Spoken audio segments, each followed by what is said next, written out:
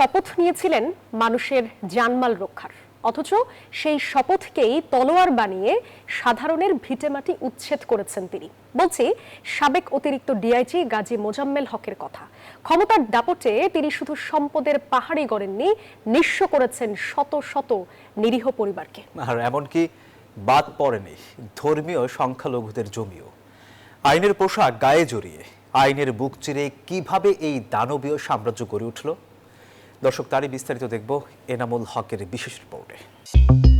রাষ্ট্র তাকে দিয়েছিল ইউনিফর্ম, কাঁধে নক্ষত্র, শপথ ছিল জননিরাপত্তার, কিন্তু সেই পোশাকের আড়ালেই ডালপালা মেলেছে এক দানবীয় রূপ। তিনি সাবেক অতিরিক্ত ডিআইজি গাজী মোহাম্মদ মোজাম্মেল হক। নামে রক্ষক হলেও কাজে ছিলেন এক নিষ্ঠুর ভক্ষক। রূপগঞ্জের বালুচর থেকে বান্দরবানের পাহাড়, কুমিল্লার মেঘনা থেকে সুনামগঞ্জের হাওর, সবখানেই ছিল তার থাবা। ঘটনাটি 2017 সালের। রূপগঞ্জের বাসিন্দা জাহের আলীর ৬২ বিঘা জমির ওপর নজর পড়েছিল বাংলাদেশ পুলিশের তৎকালীন অতিরিক্ত ডিআইজি গাজী মোজাম্মেল হকের। ক্ষমতার কি বিভৎস রূপ! টানা 13 দিন ডিবি কার্যালয়ে আটকে রেখে চালানো হয় অমানসিক নির্যাতন। পোলার সামনে মরে বাপেরে, মায়ের জামার সামনে মারে বাপেরে, মায়ের জামাই মারে আমার সামনে। এরপর কি বাধ্য হয়েছে লিখে দিতে? হ্যাঁ, এরপর বাধ্য হয়েছে। আপনি মনে করেন রিমেন্টে নিয়ে যদি আপনারা কলে সই করেন, তা আপনি সই করবেন না? যদি খালি আর 4 দিন থাই আমরা, তাইলে আমাকে লাশ ফাইল নইতে। রিমান্ডের ভয় দেখিয়ে জমি লিখে নেওয়া ছিল মোজাম্মেল হকের সিগনেচার স্টাইল। শুধু জাহের আলী নন, রূপগঞ্জের এমন অসংখ্য ভুক্তভোগী আছেন যারা মোজাম্মেল হকের ভূমিদস্যুতার শিকার। প্রায় 4 বিঘা এহেন, ও হেন ছিল 1 বিঘা, হেমুরা আছে, মানে 2-3 হানে আমি মাছের প্রজেক্ট করছিল। 6 থেকে 7 টন মাছ সহ আমাদের প্রজেক্টটা পড়ছে, পথের ভিখারি বানাইছে। এই জায়গার লাগে কেড়ে রাত 2টা বাজাইয়া তুললা লইয়া গেছে কারে টাক পাইরা। মোজাম্মেল সাহেব হ্যাঁ, ওনার লোক সব, তারা অফিসে চাকরি করে, এই লোকই আইছে, এই লোকই করছে। মোজাম্মেল হকের সর্বগ্রাসী ক্ষুধা থেকে রেহাই পাননি হিন্দু সংখ্যালঘুরাও।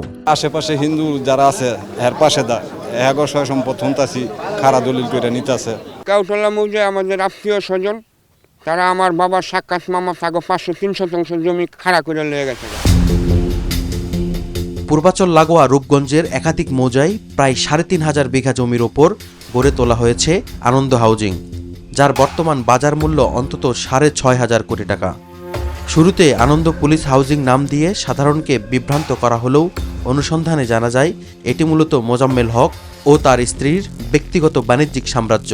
স্থানীয় অন্তত একাধিক ভুক্তভোগীর অভিযোগ, এই প্রকল্পের অধিকাংশ জমি জোরপূর্বক কেড়ে নেওয়া হয়েছে অথবা নামমাত্র মূল্যে বিক্রি করতে বাধ্য করা হয়েছে জমির মালিকদের। আর এই কাজে সহযোগিতা করত স্থানীয় জনপ্রতিনিধি এবং শক্তিশালী একটি পেটুয়া বাহিনী।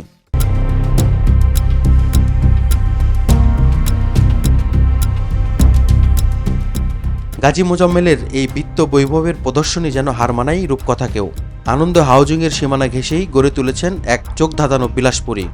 সাধারণের প্রবেশাধিকার যেখানে কঠোরভাবে নিষিদ্ধ, সেখানে কাঁটাতারের ওপাশ থেকেই উকি দেয় এক রাজকীয় আভিজাত্য আর ক্ষমতার আস্ফালন। মোজাম্মেল হক আইনের ফাঁকফোকর জানতেন, তাই নিজেকে বাঁচাতে সম্পদের পাহাড় গড়েছেন স্ত্রী ফারজানা মোজাম্মেলের নামে। আনন্দ হাউজিংয়ের 90% শেয়ারই তার স্ত্রীর নামে। গভীর অনুসন্ধানে মোজাম্মেল হকের সম্পদের মানচিত্র বিস্ময়কর রূপে ধরা দিয়েছে। রাজধানী ঢাকার উপকণ্ঠ ড্যামরা এলাকায় 31% জমির ওপর স্ত্রীর নামে গড়ে তুলেছেন বিশাল এক সাম্রাজ্য, ব্রিজ ফার্মাসিউটিক্যালস। তবে এই সাইনবোর্ড বলছে স্ত্রীর নামে হলেও প্রকৃত মালিক গাজী মোজাম্মেল হক নিজেই। কুমিল্লার মেঘনা উপজেলার হরিপুর গ্রাম তার নিজ জন্মভিটা। এখানকার মাটিও ছাড় পায়নি মোজাম্মেল হকের হাত থেকে। প্রায় 200 বিঘা আয়তনের এই মেঘনা রিসোর্ট স্থানীয়দের কাছে ডিআইজি প্রজেক্ট নামে পরিচিত।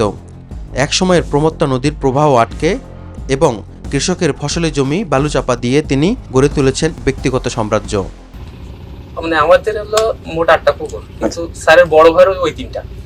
আচ্ছা আচ্ছা। আর স্যার হলো ডিআইজি, স্যার হলো পুলিশ হেডকোয়ার্টারে। আচ্ছা, ডেভেলপমেন্ট সেক্টরের উনি ডিআইজি। মোজাম্মেল হকের থাবা শুধু সমতলে সীমাবদ্ধ থাকেনি, হাওর থেকে পাহাড় সবখানে তার পদচিহ্ন। সুনামগঞ্জের হাসাউড়ায় প্রায় 100 বিঘা জমির ওপর গড়ে তুলেছেন বিশাল এক বাগান বাড়ি, যার বর্তমান বাজার মূল্য অন্তত 10 কোটি টাকা। এবং বান্দরবানে 175 বিঘা জমির আতর বাগান, সবই এখন এই দম্পতির মালিকানায়। গাজী মোজাম্মেল হকের সম্পদের বিস্তৃতি দেশের সীমানা ছাড়িয়ে বিদেশেও ছড়িয়েছে বলে অভিযোগ উঠেছে।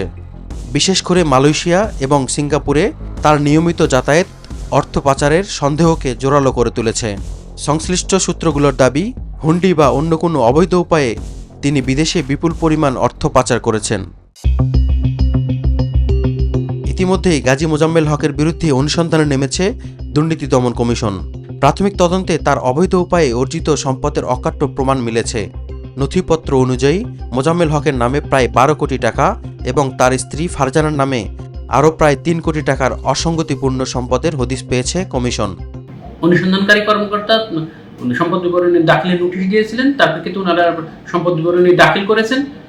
এখন ওনারা সেই বিবরণী যাচাই বাছাই করে দেখছেন। গাজী মোজাম্মেলের 26 বছরের দীর্ঘ চাকরি জীবনে সিংহভাগই কেটেছে দাপ্তরিক টেবিলে। ফলে মাঠ পর্যায়ে অপরাধ দমনে তার অভিজ্ঞতা যেমন যৎসামান্য, তেমনি যা আছে তাও বিতর্কে ঠাসা। কক্সবাজারে থাকাকালে সাধারণ মানুষকে সেবা না দিয়ে উল্টো হয়রানির অভিযোগে খোদ পুলিশের এই কর্মকর্তাকেই স্থানীয়দের তোপের মুখে পড়তে হয়েছিল। পাহাড় সমান অভিযোগ মাথায় নিয়েই 2025 সালে অবসরে যান গাজী মোহাম্মদ মোজাম্মেল হক। অবসরে যাওয়ার পূর্ব মুহূর্ত থেকে লোকচক্ষুর আড়ালে থাকার চেষ্টা করলেও বর্তমানে তার আবাসন প্রকল্প সহ সব ব্যবসায়িক কার্যক্রম চলছে স্বাভাবিক গতিতেই। আমাদের হাতে আসা সাম্প্রতিক কিছু স্থিরচিত্রে দেখা যায় তিনি নিজ এলাকায় বিভিন্ন সভা সেমিনারে অনায়াসেই অংশ নিচ্ছেন। মোজাম্মেল হকের এই দখলদারিত্ব কেবল ক্ষমতার অপব্যবহারই নয়, বরং ভয়াবহ এক অপরাধ বলে মনে করছে ট্রান্সপারেন্সি ইন্টারন্যাশনাল বাংলাদেশ, TIB।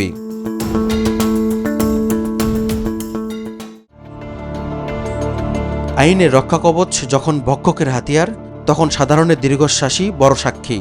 ক্ষমতার দাপটে গড়া এই সম্পদের পাহাড় কি কেবল নথিপত্রে সীমাবদ্ধ থাকবে, নাকি বিচার পাবে ভুক্তভোগীরা? প্রভাবশালী সিন্ডিকেটের শেকল ছিঁড়ে ন্যায় বিচার কি সত্যিই পৌঁছাবে জাহের আলীদের আঙ্গিনায়? এমন হাজারো প্রশ্নের উত্তর খুঁজছে শতপরিবার। এনামুল হক, নিউজ 24, ঢাকা।